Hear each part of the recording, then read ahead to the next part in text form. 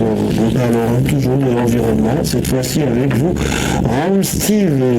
Bonjour. Bonjour, René. La rubrique Pieds sur terre s'intéresse à l'insalubrité à Parakou. Et vous dites ce matin que Parakou va devenir une ville propre. Parakou va devenir une ville propre parce que la salubrité, l'assainissement et la gestion des déchets se font désormais de façon permanente avec plus d'engagement et de professionnalisme, et ceci grâce à la Société de gestion des déchets et de la salubrité SGDS.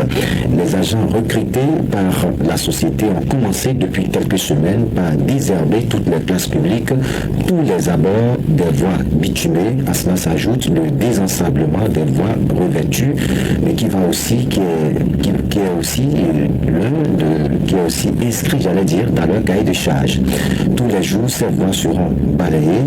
Il y a aussi le picotage, c'est-à-dire que les agents de la SGDS vont piquer soit des sachets qui s'envolent, des papiers jetés sur les voies et places publiques. Il est annoncé que la SGDS se penche sur la gestion des bouts de vidange, la gestion des eaux usées, le curage des caniveaux. Tout ceci est en lien avec la station de traitement de bouts de vidange en construction à Obekouga. Après réception, justement, elle va travailler de concert avec la SGDS pour le traitement des ordures. C'est donc une gestion planifiée qui va toucher aussi les dépotoirs sauvages. Tous les dépotoirs sauvages qui seront identifiés seront détruits. Parakou est donc en passe de devenir une ville propre et attrayante. Parakou, une ville propre, c'est aussi l'accompagnement des citoyens. Exactement. Pour que Parakou devienne véritablement une ville propre, c'est d'abord l'accompagnement des populations. Il est justement attendu des citoyens un changement de comportement.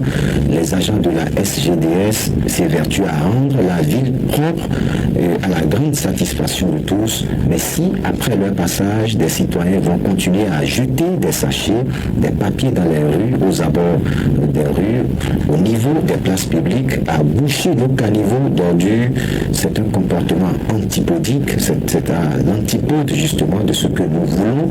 On va tout de suite s'écarter donc de l'objectif, celui de faire de Parakou une ville propre. C'est pourquoi déjà le responsable en charge des affaires domaniales et environnementales de la mairie de Parakou appelle les citoyens de Parakou à faire preuve de responsabilité, de civisme en accompagnant justement les agents de la SGDS. On écoute Fatimou Boris Benapon.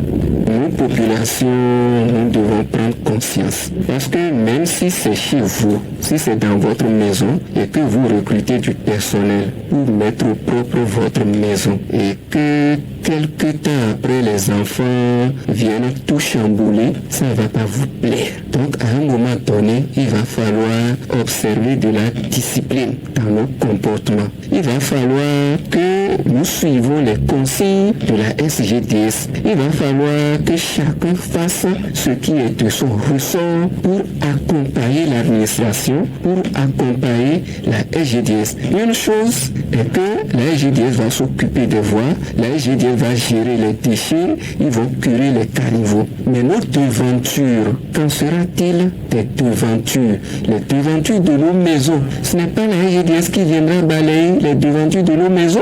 Je crois que si tout un chacun de nous arrivait à faire ce travail, ajouté à ce que la SGDS veut faire, ça va donner de bons résultats.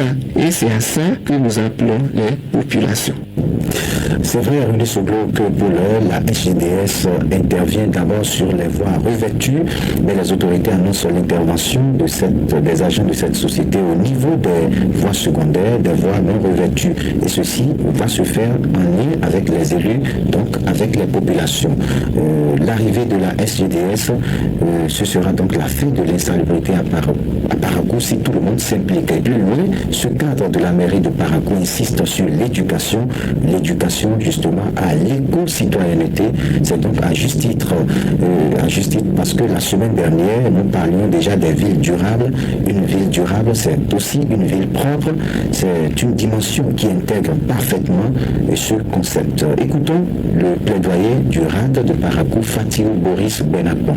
L'éducation dehors commence par l'éducation dès la maison. Et je crois que la responsabilité nous revient à nous parents de commencer par dire à nos enfants, aux jeunes, qu'on ne fait pas comme ça. La place publique, donnons la place publique. La place publique, c'est la chose de tout le monde. On ne va pas salir. Si tout le monde devrait salir la place publique, la place Hubert Maga, si tous les occupants doivent jeter, laisser un sachet ou bien laisser un épi de maïs, vous imaginez ce que ça pourra devenir? Donc, le grand travail, la grande responsabilité revient aux ménages, aux parents, d'éduquer véritablement les enfants, ce qu'on doit faire, ce qu'on ne doit pas faire, comment garder le lieu public. On entretient le bien public pour le bonheur du public. C'est comme ça que ça se passe. On ne sabote pas le bien public.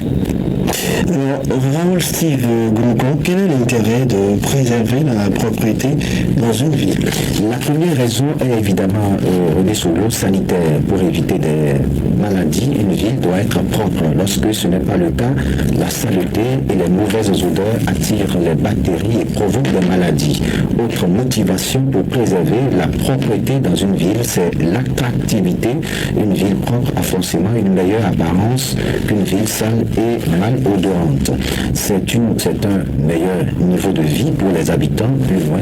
Et une ville propre, c'est pour préserver justement la nature. Préserver l'environnement est une priorité à l'heure actuelle. Et pour éviter donc des problèmes sanitaires, améliorer l'attractivité et l'économie de la ville de Parakou, ainsi que pour préserver la nature, il est essentiel de tout mettre en œuvre pour conserver propre notre ville.